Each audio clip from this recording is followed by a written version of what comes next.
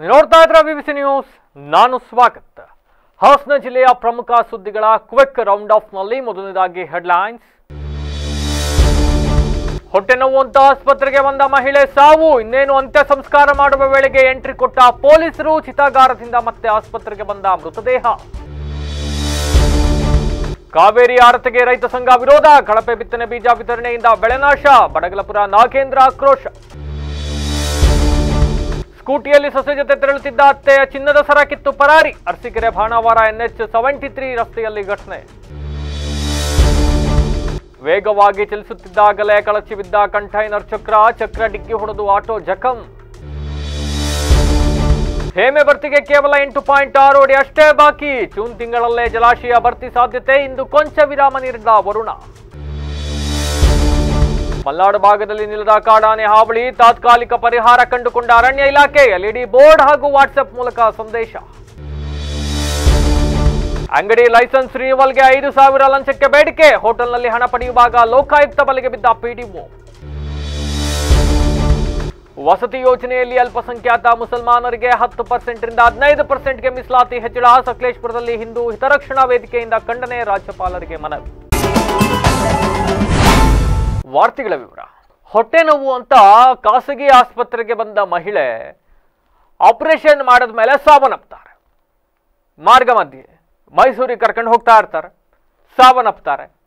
ಅದಾದ ಮೇಲೆ ತಮ್ಮ ಸ್ವಗ್ರಾಮದಲ್ಲಿ ಮಹಿಳೆಯ ಅಂತ್ಯ ಸಂಸ್ಕಾರಕ್ಕೆ ಸಕಲ ಸಿದ್ಧತೆಗಳನ್ನ ಮಾಡಿಕೊಂಡು ಮೃತದೇಹಕ್ಕೆ ಇನ್ನೇನು ಪೂಜೆ ಮಾಡಬೇಕು ಅನ್ನೋ ಸಂದರ್ಭದಲ್ಲಿ ಪೊಲೀಸರು ಎಂಟ್ರಿ ಕೊಡ್ತಾರೆ. ಪೊಲೀಸರು ಎಂಟ್ರಿ ಕೊಟ್ಟು ಏನು ಅಂತ್ಯ ಸಂಸ್ಕಾರ ಪ್ರಕ್ರಿಯೆಗೆ ಸ್ಟಾಪ್ ಮಾಡ್ತಾರೆ. ಅದಾದ ಮೇಲೆ ಮಹಿಳೆಯನ್ನ ಹಾಸನದ ಸರ್ಕಾರಿ ಆಸ್ಪತ್ರೆಯ ಶವಗಾರಕ್ಕೆ ಕರ್ಕೊಂಡ್ಬಂದು ಪೋಸ್ಟ್ ಮಾರ್ಟಮ್ ಮಾಡಲಾಗ್ತದೆ. ಯಾಕೆ, ಏನಿದು ಘಟನೆ ಅಂತ ನೋಡ್ತಾ ಹೋದ್ರೆ, ಹೊಳೆನರಸೀಪುರ ತಾಲೂಕಿನ ಬಾಗಿವಾಳು ಅಂತಕ್ಕಂಥ ಗ್ರಾಮದ ಧನುಶ್ರೀ 3 ವರ್ಷಗಳ ಹಿಂದೆ ಮದುವೆ ಆಗಿರ್ತಾರೆ.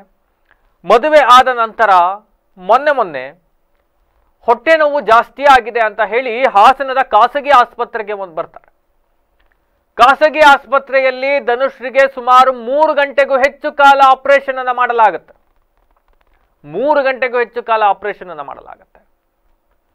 ಆದರೆ ಅಷ್ಟೊತ್ತಿಗಾಗಲೇ ಧನುಶ್ರೀಯ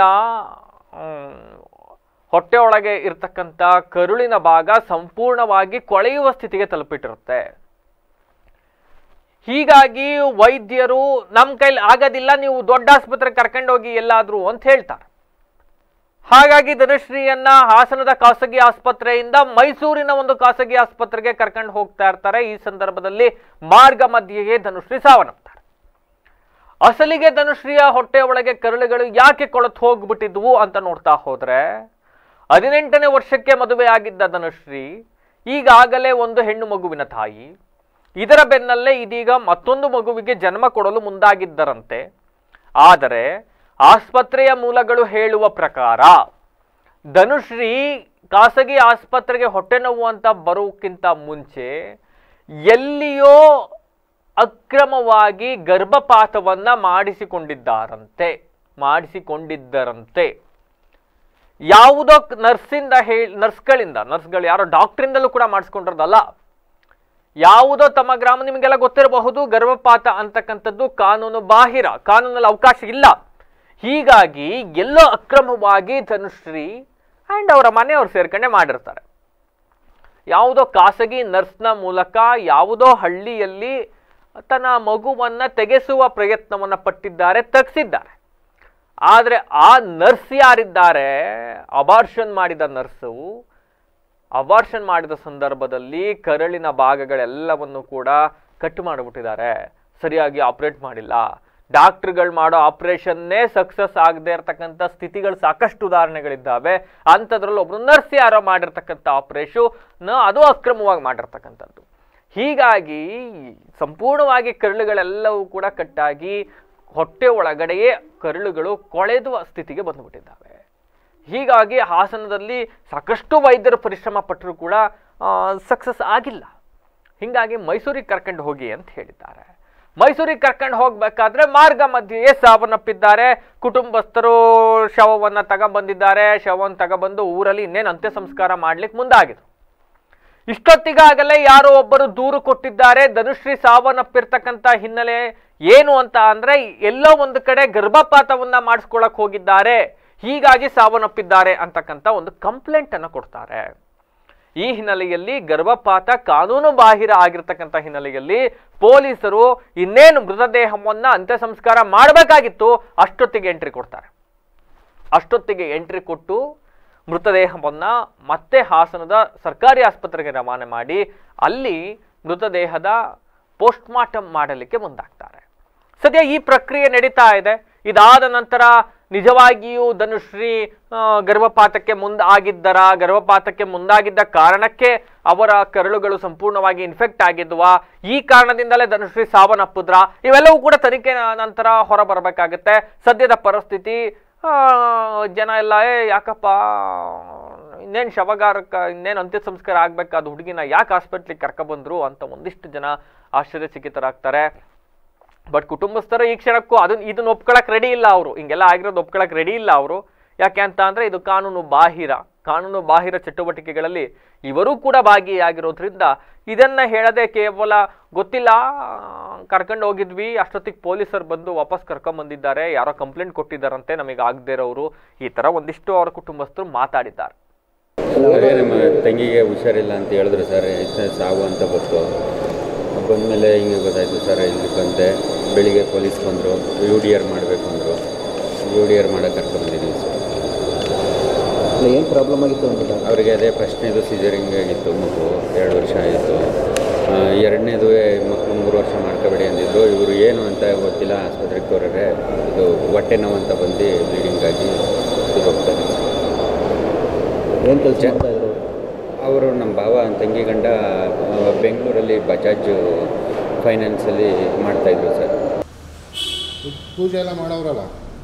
ಪೂಜೆ ಮಾಡಿದ್ರು, ಅಲ್ಲಿ ಯಾರೋ ಇದು ಮಾಡಿ ಕೇಸ್ ಆಗದೆ ಅಂದ್ಬಿಟ್ಟು ಅಲ್ಲಿ ಹೋಗಿ ಬರಬೇಕು ಅಂತ ಕಳಿಸಿ. ಏನು ಫ್ಯಾಮಿಲಿ ಗಲಾಟೆನಾ? ಊರವರು ಏನೂ ಇಲ್ಲ, ಊರವರು ಏನೋ ಮಾಡೋದು ಅಂದ್ಬಿಟ್ಟು ಇದ್ರ ಮೇಲೆ ಕಂಪ್ಲೇಂಟ್ ಮಾಡಿದ್ರು. ಊರವ್ರು ಏನು ಮಾಡೋರು ಅಂತ? ಎಲ್ಲ ಊರವರು ಅವ್ರ ಮೇಲೆ ಯಾರು ಇದಿರೋರು ಮಾಡಿರೋದು ಅಂತ. ಏನು ಮಾಡೋರು ಅಂತ ಕಂಪ್ಲೇಂಟ್ ಮಾಡಿದ್ರು. ಕಂಪ್ಲೇಂಟ್ ಮಾಡೋರಂತ ಅನುಮಾನ ಹೆಂಗೆ ಸತ್ತವ್ರಂತ ಅನುಮಾನ ಮೇಲೆ ಕಂಪ್ಲೇಂಟ್ ಮಾಡಿದ್ರಾ? ಬೇರೆ ಕಂಪ್ಲೇಂಟ್ ಮಾಡಿದ್ರು. ಮನೆಯವ್ರದ್ದು ಏನು ಸಮಸ್ಯೆ ಇಲ್ಲ? ಒಳ್ಳೆ ಹುಡುಗ, ಅಣ್ಣ ಹೆಂಡತಿ ಹೆಂಗಿದ್ರು? ಚೆನ್ನಾಗಿದ್ರು. ಎಷ್ಟು ವರ್ಷ ಆಯ್ತು ಮದುವಾಗಿ? 3 ವರ್ಷ. 3 ವರ್ಷ. ಮಕ್ಕಳು? ಒಂದೇ 2 ವರ್ಷ. ಈಗ ಪ್ರೆಗ್ನೆಂಟ್ ಆಗಿರಾ? ಇನ್ನು ಕಾವೇರಿ ಆರತಿ ಎಂಬ ಅರ್ಥಹೀನ ಕಾರ್ಯಕ್ರಮ 92 ಕೋಟಿ ಖರ್ಚು ಮಾಡಿ ಕಾವೇರಿ ಆರತಿ ಕಾರ್ಯಕ್ರಮ ಮಾಡುವುದು ಬೇಡ ಅಂತ ಹೇಳಿ ಕರ್ನಾಟಕ ರೈತ ಸಂಘದ ರಾಜ್ಯಾಧ್ಯಕ್ಷ ಬಡಗಲಪುರ ನಾಗೇಂದ್ರ ತಿಳಿಸಿದ್ದಾರೆ. ಸುದ್ದಿಗೋಷ್ಠಿಯಲ್ಲಿ ಇಂದು ಮಾತನಾಡಿರೋ ಅವರು, ಇದೊಂದು ಅರ್ಥಹೀನ ಕಾರ್ಯಕ್ರಮ, ಆದರೂ ಸರ್ಕಾರ ಇದನ್ನು ನಡೆಸಲು ಮುಂದಾಗಿರ್ತಕ್ಕಂಥದಕ್ಕೆ ರೈತ ಸಂಘ ವಿರೋಧವನ್ನು ವ್ಯಕ್ತಪಡಿಸುತ್ತೆ. ಮೌಢ್ಯದ ಕಾರ್ಯಕ್ರಮವನ್ನು ಸರ್ಕಾರ ಕೂಡಲೇ ಕೈ ಬಿಡಬೇಕು ಅಂತ ಒತ್ತಾಯಿಸಿದ್ದಾರೆ. ಆ್ಯಂಡ್ ಇದ್ರ ಜೊತೆಗೆ ಒಂದು ವ್ಯಾಲಿಡ್ ಪಾಯಿಂಟ್ ಹೇಳಿದ್ದಾರೆ. ಅಲ್ರೇ ನೀವೆಲ್ಲ ಸರ್ಕಾರ ಸೇರ್ಕೊಂಡು 92 ಕೋಟಿ ಖರ್ಚು ಮಾಡಿ ನೀವು ಕಾವೇರಿ ಆರತಿ ಅಂತಕ್ಕಂಥ ಕಾರ್ಯಕ್ರಮ ಮಾಡಕ್ಕೆ ಹೊರಟಿದ್ದೀರಲ್ಲ, ಅದ್ರ ಮುಂಚೆ ರಾಜ್ಯದಲ್ಲಿ ಮುಂಗಾರು ಮಳೆ ಪ್ರಾರಂಭವಾಗಿ ತಿಂಗಳುಗಳೇ ಕಳೆದೋಗಿದೆ. ಕೃಷಿ ಇಲಾಖೆಯಿಂದ ರೈತರಿಗೆ ಬೇಕಾದ ಬೀಜ ಗೊಬ್ಬರಗಳನ್ನ ಸಮರ್ಪಕವಾಗಿ ಪೂರೈಸಕ್ಕಾಗ್ತಲ್ಲ ನಿಮ್ಮ ಯೋಗ್ಯತೆಗೆ. 92 ಕೋಟಿ ಖರ್ಚು ಮಾಡಿಬಿಟ್ಟು ಕಾವೇರಿಗೆ ಆರತಿ ಮಾಡಕ್ಕೆ ಹೋಗ್ತಾ ಇದ್ದೀರಲ್ಲ, ಪರಿಣಾಮವಾಗಿ ಇವ್ರು ಸರ್ಕಾರ ಸರಿಯಾದ ಬೀಜಗಳು ಬಿತ್ತನೆ ಮಾಡಲಿಕ್ಕೆ ಬೀಜ ಕೊಡ್ತಾ ಇಲ್ಲ, ಗೊಬ್ಬರ ಕೊಡ್ತಾ ಇಲ್ಲ. ಇದನ್ನೇ ಲಾಬಿ ಮಾಡ್ಕೊಂಡಿರ್ತಕ್ಕಂಥ ಖಾಸಗಿಯವರು ನಕಲಿ ಬೀಜಗಳು ಗೊಬ್ಬರಗಳನ್ನ ಮಾರಾಟ ಮಾಡ್ತಾ ಇದ್ದಾರೆ. ಅವೆಲ್ಲ ತಗೊಂಬಂದು ರೈತರು ಬೆಳೆ ನಷ್ಟ ಅನುಭವಿಸಬೇಕಾದಂಥ ಪರಿಸ್ಥಿತಿ ಎದುರಾಗಿದೆ. ಈ ಕೂಡಲೇ ಸಂಬಂಧಪಟ್ಟ ಸರ್ಕಾರ ಎಚ್ಚೆತ್ಕೊಳ್ಳಿ ಅಂತ ಹೇಳಿ ಸರ್ಕಾರಕ್ಕೆ ಚಾಟಿ ಬೀಸಿದ್ದಾರೆ. ಇನ್ನು ಪತ್ರಿಕಾಗೋಷ್ಠಿಯಲ್ಲಿ ರೈತ ಸಂಘದ ಜಿಲ್ಲಾಧ್ಯಕ್ಷ ರಘು ಹಿರುಸಭೆ ಮತ್ತೆ ತಾಲೂಕು ಅಧ್ಯಕ್ಷ ಶಾಂತರಾಜ್ ಅರಸು, ಜಿಲ್ಲಾ ಕಾರ್ಯದರ್ಶಿ ಹರೀಶ್ ಸೇರಿದಂತೆ ಇನ್ನಿತರರು ಹಾಜರಿದ್ದರು. ಇವತ್ತು ವಿಶ್ವ ವಾಣಿಜ್ಯ ಒಪ್ಪಂದಕ್ಕೆ ಭಾರತ ಸೈನ್ ಹಾಕಿದ ಮೇಲೆ ದೇವನೂರು ಮಾದೇವ್ರ ಭಾಷೆಯಲ್ಲಿ ಹೇಳೋದಾದರೆ ಬಕಾಸುರರು ರಣಹದ್ದುಗಳಂತೆ ಭೂಮಿನ ಕಬಳಿಸ್ತಾ ಇದ್ದಾರೆ. ಇನ್ನೊಂದು ಸಾರಿ ಸೆಂಟೆನ್ಸ್ ಹೇಳ್ತೀವಿ, ಬಕಾಸುರರು ರಣಹದ್ದುಗಳಂತೆ ಬಂದು ಎರಗಿ ಭೂಮಿನ ಕಬಳಿಸ್ತಾ ಇದ್ದಾರೆ. SEZ, express corridor, bullet train, ಭಾಳ ದೊಡ್ಡ ದೊಡ್ಡ ಅಭಿವೃದ್ಧಿಯ ಕ್ಯಾಪ್ಷನ್ಗಳು ಹೇಳ್ತಾ ಇನ್ನು ನಡ್ಕೊಂಡು ರಾತ್ರಿ ಹೊತ್ತಲ್ಲ ಸಂಜೆ ಹೊತ್ತೆ ನಡ್ಕೊಂಡು ಹಿಂಗೆ ಏನಾದ್ರು ಹೋಗ್ಬೇಕಾದ್ರೆ ಮಹಿಳೆ ಜೋಪಾನ ಕಣಮ್ಮ, ಕತ್ತಲ್ ಸರ ಇದೆ, ಕಳ್ಳರು ಗಿಲ್ಡ್ರು ಕಿತ್ಕೊಂಡು ಹೋಗ್ಬಿಟ್ರೆ ಅಂತಾರೆ. ಆದರೆ ಅರ್ಸಿಕರಲ್ಲಿ ಸ್ಕೂಟಿಲಿ ಹೋಗ್ತಾ ಇದ್ದ ಮಹಿಳೆಯ ಸರವನ್ನ ಕಳ್ಳರು ಕಿತ್ತು ಪರಾರಿಯಾಗಿರುವ ಘಟನೆ ನಡೆದಿದೆ. ಸ್ಕೂಟಿಯಲ್ಲಿ ಹೋಗ್ತಾ ಇದ್ದ ಮಹಿಳೆಯ ಕುತ್ತಿಗೆಯಲ್ಲಿದ್ದ ಮಾಂಗಲ್ಯ ಸರವನ್ನ ಕಿತ್ತುಕೊಂಡು ಅಪರಿಚಿತ ವ್ಯಕ್ತಿಗಳು ಪರಾರಿಯಾಗಿದ್ದಾರೆ. ಬಾಣವಾರ ಹೋಬಳಿಯ ಮಾಸ್ತಿಹಳ್ಳಿ ಗ್ರಾಮದ ರತ್ನಮ್ಮ ಎಂಬುವರು ಜೂನ್ 19ನೇ ತಾರೀಕು ಮಧ್ಯಾಹ್ನವೇ ಸೊಸೆ ರುಚಿತಾ ಅವರೊಟ್ಟಿಗೆ ಹಿಂಬದಿಲ್ ಕುಳಿತು ಸ್ಕೂಟಿಯಲ್ಲಿ ಹೋಗ್ತಾ ಇದ್ರಂತೆ. ಈ ವೇಳೆ ಅರಸೀಕೆರೆ ಬಾಣವರ NH 73 ರಸ್ತೆಯಲ್ಲಿರ್ತಕ್ಕಂಥ ಶೆಟ್ಟಿಕಟ್ಟೆ ಅಮ್ಮ ಅಂತಕ್ಕಂಥ ಯಾವುದೋ ದೇವಸ್ಥಾನ ಅಂತೆ, ಅದ್ರ ಹತ್ರ ಬರ್ತಾ ಇದ್ದಾಗ ಸ್ಕೂಟಿ ಪಕ್ಕದಲ್ಲೇ ಬೈಕಲ್ಲಿ ಬಂದ ಅಪರಿಚಿತ ವ್ಯಕ್ತಿಗಳು ಏಕಾಏಕಿ ಕೈ ಹಾಕಿ ಕತ್ತಲಿದ್ದ 7 ಗ್ರಾಂ ತೂಕದ ಮಾಂಗಲ್ಯ ಸರವನ್ನ ಕಿತ್ತು ಪರಾರಿಯಾಗಿದ್ದಾರೆ. ಬಾಣವರ ಠಾಣಾ ಪೊಲೀಸರು ಪ್ರಕರಣವನ್ನು ದಾಖಲಿಸಿಕೊಂಡಿದ್ದಾರೆ. ವೇಗವಾಗಿ ಚಲಿಸ್ತಾ ಇರುವಾಗಲೇ ಕಂಟೈನರ್ನ 2 ಚಕ್ರಗಳು ಕಳಚಿಕೊಂಡಿದ್ರು. ಅದೃಷ್ಟವಶಾತ್ ಯಾವುದೇ ದೊಡ್ಡ ಅನಾಹುತ ಸಂಭವಿಸಿಲ್ಲ. ಬೇಲೂರು ತಾಲೂಕಿನ ಮತ್ತಿಹಳ್ಳಿ ಗ್ರಾಮದ ಬಳಿ ಈ ಘಟನೆ ಸಂಭವಿಸಿದೆ. 2 ಚಕ್ರಗಳು ರಸ್ತೆಯಲ್ಲೇ ಉರುಳುತ್ತಾ ಹೋಗಿ ರಸ್ತೆ ಬದಿ ನಿಂತಿದ್ದ ಹರೀಶ್ ಎಂಬುವವರಿಗೆ ಸೇರಿದ ಆಟೋಗೆ ಅಪ್ಪಳಿಸಿದ್ದಾವೆ. ಈ ರಭಸಕ್ಕೆ ಆಟೋ ಸಂಪೂರ್ಣವಾಗಿ ಜಖಮಾಗಿ ಹೋಗಿದೆ. ಮಂಗಳೂರಿಂದ ಬೆಂಗಳೂರು ಕಡೆಗೆ ಸರಕು ಲೋಡ್ ತುಂಬಿಕೊಂಡು ಕಂಟೈನರ್ ತೆರಳ್ತಾ ಇತ್ತು. ಈ ವೇಳೆ ರಸ್ತೆಯಲ್ಲೇ ಕಂಟೈನರ್ ಹಿಂಬದಿಯ 2 ಚಕ್ರಗಳು ಕಳ್ಚ್ಕೊಂಡು ಬಿಟ್ಟಿದ್ದಾವೆ. ವೇಗವಾಗಿ ರಸ್ತೆಯಲ್ಲಿ ಕಂಟೈನರ್ ಬರ್ತಾ ಇದ್ದ ಹಿನ್ನೆಲೆಯಲ್ಲಿ ಚಕ್ರಗಳು ಉರುಳುತ್ತಾ ಹೋಗಿ ಆಟೋಗೆ ಡಿಕ್ಕಿ ಹೊಡೆದಿದ್ದಾವೆ. ಈ ಪೈಕಿ 1 ಟೈರು ಹೋಗಿ ಯಾವುದೋ ಬೇಲಿಗೆ ಬಿದ್ದಿದೆ, ಇನ್ನೊಂದು ಟೈರ್ ಹೋಗಿ ಆಟೋಗೆ ಡಿಕ್ಕಿ ಹೊಡೆದ್ಬಿಟ್ಟಿದೆ. ಅದೃಷ್ಟವಶಾತ್ ಈ ಸಂದರ್ಭದಲ್ಲಿ ರಸ್ತೆಯಲ್ಲಿ ಯಾರು ಕೂಡ ಸಂಚರಿಸ್ತಾ ಇರಲಿಲ್ಲ, ಆಟೋದಲ್ಲೂ ಯಾರು ಇರಲಿಲ್ಲ. ಹಿಂಗಾಗಿ ಯಾವುದೇ ಪ್ರಾಣಾಪಾಯ ಸಂಭವಿಸಿಲ್ಲ ಅಂತ ಒಂದು ಕಡೆ ನಿಟ್ಟುಸಿರು ಬಿಡಬೇಕಾದ್ರೆ ಮತ್ತೊಂದು ಕಡೆ ಜೀವನಕ್ಕೆ ಆಧಾರವಾಗಿದ್ದ ಆಟೋಗೆ ಚಕ್ರ ಡಿಕ್ಕಿ ಹೊಡೆದು ಆಟೋ ಜಖಮ್ ಆಗಿದೆ. ಏನೇನಂತೆ ಪೊಲೀಸರು ಪ್ರಕರಣ ದಾಖಲಿಸಿದ್ದಾರೆ. ಅಂಡ್ ಈ ದೃಶ್ಯಾವಳಿಗಳೆಲ್ಲ ಸಿಸಿ ಕ್ಯಾಮೆರಾದಲ್ಲಿ ರೆಕಾರ್ಡ್ ಆಗಿದೆ.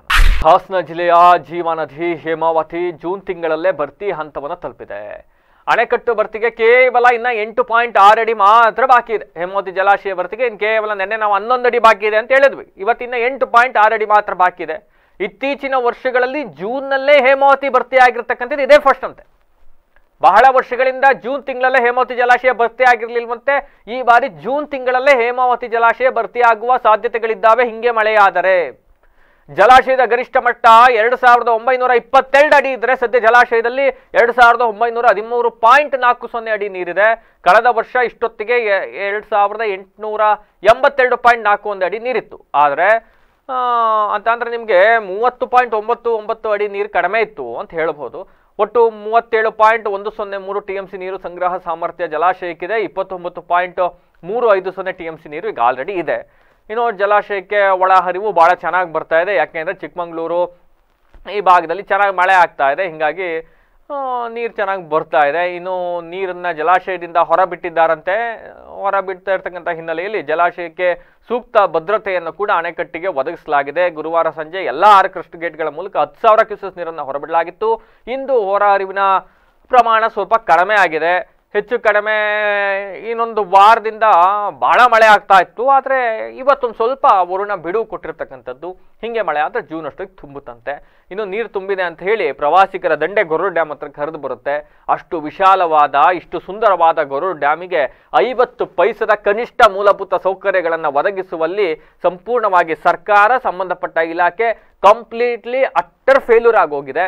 ಪರಿಣಾಮ ಅದರೊಳಗಡೆ ಒಂದು ಮಿನಿಮಮ್ ಕುಡಿಯೋ ನೀರು ವಾಶ್ರೂಮ್ ಇಲ್ಲದೆ ಇರ್ತಕ್ಕಂಥ ಸ್ಥಿತಿ. ನೀವು ಟಿಕೆಟ್ ಇಟ್ಟಾದ್ರೂ ಸರಿ ಅದಕ್ಕೊಂದು ಒಳ್ಳೆ ಕಾಯಕಲ್ಪ ಕಲ್ಪಿಸ್ಬೋದಾಗಿತ್ತು. ರೇವಣ್ಣ ಅವರ ಕನಸಿನ ಕೂಸದು ಹೇಮಾವತಿ ಜಲಾಶಯದ ಮುಂದೆ ಬೃಂದಾವನ ಮಾದರಿಯಲ್ಲಿ ಅಭಿವೃದ್ಧಿಪಡಿಸಬೇಕು ಅಂತ. ಬಟ್ ರೇವಣ್ಣ ಅವರ ಕನಸಾಗೆ ಉಳಿಯಿತು. ಸಂಬಂಧಪಟ್ಟ ಸರ್ಕಾರಗಳು ಈ ಬಗ್ಗೆ ಗಮನ ಹರಿಸಲಿಲ್ಲ. ಈ ಹಿಂದೆ ಮಂಜು ಅವರು ಮಂತ್ರಿಯಾಗಿದ್ದ ಸಂದರ್ಭದಲ್ಲೂ ಕಾಂಗ್ರೆಸ್ ಸರ್ಕಾರದ ಅವಧಿಯಲ್ಲಿ ಮಂತ್ರಿಯಾಗಿದ್ರು. ಆ ಸಂದರ್ಭದಲ್ಲಿ ಅವರು ಈ ಬಗ್ಗೆ ಒಂದಿಷ್ಟು ರೈಲ್ಗಳನ್ನು ಬಿಟ್ಟರು. ಬಟ್ ಅದು ಕೂಡ ಈಡೇರಲಿಲ್ಲ. ಪರಿಣಾಮ ಹೇಮಾವತಿ ಜಲಾಶಯ ವರ್ಷದಲ್ಲಿ ಮಳೆ ಬಂದಾಗ ನೀರು ದುಮ್ಮುಕ್ಕಿ ಹರಿತದೆ. ಆ ಸಂದರ್ಭದಲ್ಲಿ ನೋಡಕ್ಕೆ ಪ್ರವಾಸಿಗರು ಹೋಗಿ ಇಲಾಖೆಗೆ ಸರ್ಕಾರಕ್ಕೆ ಇಡೀ ಶಾಪ ಹಾಕೊಂಡು ವಾಪಸ್ ಬರ್ತಾರೆ. ಇನ್ನು ಮಲೆನಾಡು ಭಾಗದ ಬೇಲೂರು ತಾಲೂಕಿನ ಅರೆಹಳ್ಳಿ ಹಾಗೂ ಸುತ್ತಮುತ್ತಲ ಜನವಸತಿ ಹಾಗೂ ಕೃಷಿ ಜಮೀನುಗಳಲ್ಲಿ ಕಾಡಾನೆ ಹಾವಳಿ ದಿನಕ್ಕೆ ಹೆಚ್ಚಾಗ್ತಾನೇ ಇದೆ. ಅರಣ್ಯ ಇಲಾಖೆ ಕಾಡಾನೆ ಮಾನವ ಸಂಘರ್ಷವನ್ನು ನಿಯಂತ್ರಿಸುವ ನಿಟ್ಟಿನಲ್ಲಿ ಕಾಡುಗಳಲ್ಲಿ ಬೀಡು ಬಿಟ್ಟಿರುವ ಮಾಹಿತಿಯನ್ನ ವಿವಿಧ ಸ್ಥಳಗಳಲ್ಲಿ ಡಿಜಿಟಲ್ ಬೋರ್ಡ್ ಮೂಲಕ, ವಾಟ್ಸಪ್ ಸಂದೇಶದ ಮೂಲಕ, ಅಲ್ಲದೆ ವಾಹನಗಳಲ್ಲಿ ಮೈಕ್ ಪ್ರಕಟಣೆ ಮೂಲಕ ಸಾಕಷ್ಟು ಮಾಹಿತಿಯನ್ನು ನೀಡುತ್ತಾ ಸಾರ್ವಜನಿಕರನ್ನ, ರೈತಾಪಿ ವರ್ಗವನ್ನ ಹಾಗೂ ವಾಹನ ಸವಾರರನ್ನ ಕಾಡಾನೆಗಳಿಂದ ದೂರ ಉಳಿಸುವಂತೆ ನಿಯಂತ್ರಿಸಕ್ಕೆ ಏನೋ ಸಾಹಸ ಪಡ್ತಾ ಇದ್ದಾರೆ ಬಹಳಷ್ಟು. ಅಂಟಿಲ್ ಅನ್ಲೆಸ್ ಸರ್ಕಾರ ಇದಕ್ಕೆ ಶಾಶ್ವತ ಪರಿಹಾರ ಕಲ್ಪಿಸುವವರೆಗೂ ನೀವು LED ಬೋರ್ಡಲ್ಲಿ ಹಾಕೊಳ್ಳಿ, ವಾಟ್ಸಪ್ಪಲ್ಲಿ ಮೆಸೇಜ್ ಹಾಕಿ ಅನೌನ್ಸ್ ಮಾಡ್ಕೊಂಡು ಹೋಗಿ, ನೋ, ತಡೆಯೋಕ್ಕಾಗೋದಿಲ್ಲ. LED ಬೋರ್ಡ್ಗಳನ್ನ ಅಲ್ಲಲ್ಲಿ ಹಾಕಿದ್ದಾರಂತೆ. ಮಳೆ ಬಿದ್ದು ಎಷ್ಟೋ ಸಲ LED ಕರೆಂಟೇ ಹೋಗ್ಬಿಟ್ಟಿರುತ್ತೆ, ಕರೆಂಟೇ ಇಲ್ದಲೆ ಒದಾಡ್ತಿರ್ತಾರೆ ಭಾಗೋ ಜನ. ಮತ್ತೊಂದು ಕಡೆ ನೆಟ್ವರ್ಕ್ ಇಲ್ಲ ಅಂತ ಜನ ಪರದಾಡ್ತಾ ಇರ್ತಾರೆ. ವಾಟ್ಸಪ್ ನೋಡ್ಕೊಂಡು ಎಲ್ಲ ಆನೆ ಬಂದಿದೆ, ಎಲ್ಲ ಆನೆ ಬಂದಿಲ್ಲ ಅಂತ ವಾಟ್ಸಪ್ ನೋಡ್ಕೊಂಡು ಗೂಗಲ್ ಮ್ಯಾಪ್ ನೋಡ್ಕೊಂಡು ಹೋಗೋ ಥರ ಇದು. ವಾಟ್ಸಪ್ ನೋಡ್ಕೊಂಡು ಹೋಗ್ಬೇಕಾಗಿರೋ ಪರಿಸ್ಥಿತಿ ಯಾರಹಳ್ಳಿ ಭಾಗದ ಜನ. ಇಷ್ಟೆಲ್ಲದ್ರ ನಡುವೆ ಕಳೆದ ರಾತ್ರಿ ಮಲಸಾವರ ಗ್ರಾಮ ಪಂಚಾಯಿತಿ ವ್ಯಾಪ್ತಿಯ ಕಾಡಿನಂಚಿನಲ್ಲಿರ್ತಕ್ಕಂಥ ಕಾಣನಹಳ್ಳಿ ಅಂತಕ್ಕಂಥ ಗ್ರಾಮದ ಗುರುಪ್ರಸಾದ್ ಎಂಬುವರ ಮನೆ ಅಂಗಳಕ್ಕೆ ಕಾಡಾನೆಗಳು ಬಂದ್ಬಿಟ್ಟಿದ್ವಂತೆ. ಈಗ ಹೆಂಗೆ ವಾಟ್ಸಪ್ ಕಳಿಸ್ತೀರಿ? ನೀವು ಮನೆಗೆ ಹತ್ರ ಕಾಡಾನೆ ಬಂದಿದೆ ಹೊರಗೆ ಬರಬೇಡಿ ಅಂತ ಹೇಳಿದ್ರು ಹೊರಗೆ ಬರದಲ್ಲೇ ಇರೋಕ್ಕಾಗುತ್ತಾ? ಆಗೋದಿಲ್ಲ. ಆದರೂ ಕೂಡ ವಿದ್ಯುತ್ ಸಂಪರ್ಕವೂ ಸಹ ಇಲ್ಲದ ನೋಡಿ ಇಲ್ಲಿ ಪಾಯಿಂಟು, ಮನೆಗೆ ಬಂದಿತ್ತಂತೆ. ಈ ಸಂದರ್ಭದಲ್ಲಿ ವಿದ್ಯುತ್ ಸಂಪರ್ಕವೂ ಸಹ ಇಲ್ಲದ ಸುಮಾರು 12 ಗಂಟೆ ಕಗ್ಗತ್ತಲ್ಲಿ ಲಗ್ಗೆ ಇಟ್ಬಿಟ್ಟಿದ್ವಂತೆ. ಏನು ಈಗ LED ಬೋರ್ಡು ಇಲ್ಲ, ಕರೆಂಟ್ ಇಲ್ಲ, ಮೊಬೈಲಲ್ಲಿ ಚಾರ್ಜ್ ಇಲ್ಲ ಅಂದರೆ ಮನೆಯಿಂದ ಹೊರಗಡೆ ಆನೆ ಇದೆ ಅಂತ ಅದು ಕೂಗೋವರೆಗೂ ಗೊತ್ತಾಗೋದಿಲ್ಲ. ಹೆಂಗೆ ಅಲರ್ಟ್ ಕೊಡ್ತೀರಿ? ಆದರೂ ಕೂಡ ಸಹಾಯವಾಣಿಗೆ ಅವ್ರು ಗೊತ್ತಾಗಿ ETF ಸಿಬ್ಬಂದಿಗಳಿಗೆ ಕರೆ ಮಾಡಿದ್ರಂತೆ. ವಿಷಯ ತಿಳಿದ ತಕ್ಷಣ ETF ಸಿಬ್ಬಂದಿಗಳು ಸ್ಥಳಕ್ಕೆ ಧಾವಿಸಿ ಆನೆಯನ್ನು ಕಾಡಿಗಟ್ಟಿ ಮನೆಯವರ ಜೀವವನ್ನು ಉಳಿಸುವಲ್ಲಿ ಯಶಸ್ವಿಯಾಗಿದ್ದಾರೆ. ಹೀಗಾಗಿ ಸಿಬ್ಬಂದಿಗಳಿಗೆ ಧನ್ಯವಾದವನ್ನು ಅರ್ಪಿಸಿದ್ದಾರೆ. ನಾನಿಲ್ಲಿ ಅರಣ್ಯ ಇಲಾಖೆಯವ್ರನ್ನ ಬ್ಲೇಮ್ ಮಾಡೋದಿಲ್ಲ, ETF ಸಿಬ್ಬಂದಿಗಳನ್ನ ಬ್ಲೇಮ್ ಮಾಡೋದಿಲ್ಲ. ಪಾಪ ಅವ್ರ ಪ್ರಾಣವನ್ನು ಒತ್ತೆ ಇಟ್ಟು ಸಹಾಯವಾಣಿ ಕರೆ ಮಾಡಿದ ತಕ್ಷಣ ಹೋಗಿ ಆನೆಗಳನ್ನಟ್ಟಿ ಅವೇ ನಾಯಿಗಳೇನ್ರಿ ಹೋಗಗಿಡಿಗೆ ಅಂದ ತಕ್ಷಣ ಹೋಗಕ್ಕೆ ಆನೆಗಳ್ರಿ ಅವು. ಅವರ ಅರಸಾಹಸ, ಅವ್ರ ಕೈಲಾದ ಸಾಹಸವನ್ನು ಇನ್ನಿಲ್ಲದ ಮಟ್ಟಕ್ಕೆ ಮಾಡ್ತಾ ಇದ್ದಾರೆ. ಬಟ್ ಕಂಟ್ರೋಲ್ ಮಾಡೋಕ್ಕಾಗ್ತಾ ಇಲ್ಲ. ನಾನಾಗಲೇ ಹೇಳಿದ್ನಲ್ಲ, ಅಂಟಿಲ್ ಅನ್ಲೆಸ್ ಸರ್ಕಾರ ಶಾಶ್ವತ ಪರಿಹಾರ ಕಲ್ಪಿಸುವವರೆಗೂ ಸಾಧ್ಯವೇ ಇಲ್ಲ ಇದು. ಹಿಂಗೆ ಚಿಕ್ಕ ಮಾಡ್ಕೊಂಡು ಓಡಾಡಬೇಕಷ್ಟೆ. ಆನೆ ಸತ್ತಾಗ ಜನ ಕೂಗಾಡ್ತಾರೆ. ಬೇಲೂರಲ್ಲಿ ಯಾರೋ ಒಬ್ರು ಶಾಸಕರಿದ್ದಾರೆ, ಬಂದು ಅಧಿಕಾರಿಗಳ ಮೇಲೆ ಕೂಗಾಡ್ಬಿಟ್ಟು ತನ್ನನ್ನು ತಾನು ಬಚಾವ್ ಮಾಡಿಕೊಂಡು ಅಧಿಕಾರಿಗಳ ಮೇಲೆ ಹೊಣೆ ಎತ್ತಾಕಿ ಅವ್ರ ಪಾಡಿಗೆ ಅವ್ರು ಹೋಗ್ತಾರೆ. ಸಂಬಂಧಪಟ್ಟ ಸರ್ಕಾರದವರು ಯಾರೋ ಮತ್ತೊಬ್ಬರು ಸಚಿವರಂತೂ ಬರೋದಿಲ್ಲ. ಪಾಪ ರಾಜಣ್ಣ ಅವರು ಹಾಸನ ಜಿಲ್ಲೆ ಬೇಡವೇ ಬೇಡ ಅಂತ ಬಿಟ್ಬಿಟ್ಟು ಅವ್ರ ಊರಲ್ಲಿ ಅವ್ರು ತುಮಕೂರಲ್ಲಿ ಕುತ್ಕೊಂಡಿದ್ದಾರೆ.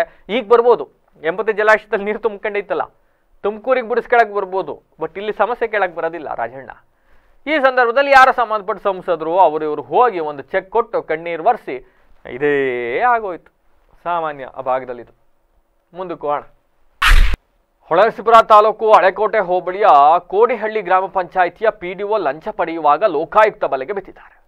ಪುಟ್ಟಸ್ವಾಮಿ ಲಂಚ ಸ್ವೀಕರಿಸುವಾಗ ಲೋಕಬಲೆಗೆ ಬಿದ್ದ ಭ್ರಷ್ಟ PDO ಸತೀಶ್ ಎಂಬುವವರಿಂದ ಅಂಗಡಿಯೊಂದರ ಲೈಸೆನ್ಸ್ ನವೀಕರಣ ಮಾಡಕ್ಕೆ 5,000 ಲಂಚಕ್ಕೆ ಪುಟ್ಟಸ್ವಾಮಿ ಬೇಡಿಕೆ ಇಟ್ಟಿದ್ರಂತೆ. ಅದರಂತೆ ಸತೀಶ್ ಮೊದಲೇ 2,000 ದುಡ್ಡು ಕೊಟ್ಟಿದ್ರಂತೆ.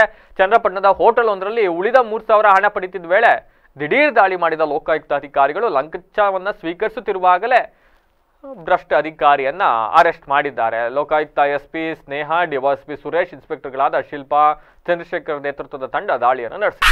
ಕರ್ನಾಟಕ ಸರ್ಕಾರದ ವಸತಿ ಯೋಜನೆಯಲ್ಲಿ ಅಲ್ಪಸಂಖ್ಯಾತ ಮುಸಲ್ಮಾನರಿಗೆ 10% ಇಂದ 15%ಗೆ ಮೀಸಲಾತಿಯನ್ನು ಹೆಚ್ಚಿಸಿರುವ ನಿರ್ಣಯವು ಸಂವಿಧಾನ ವಿರೋಧಿಯಾಗಿದೆ ಅಂತ ಆರೋಪಿಸಿ ಸಕಲೇಶಪುರದಲ್ಲಿ ಹಿಂದೂ ಹಿತರಕ್ಷಣಾ ವೇದಿಕೆ ಕಾರ್ಯಕರ್ತರು ಪ್ರತಿಭಟನೆಯನ್ನು ನಡೆಸಿದ್ದಾರೆ.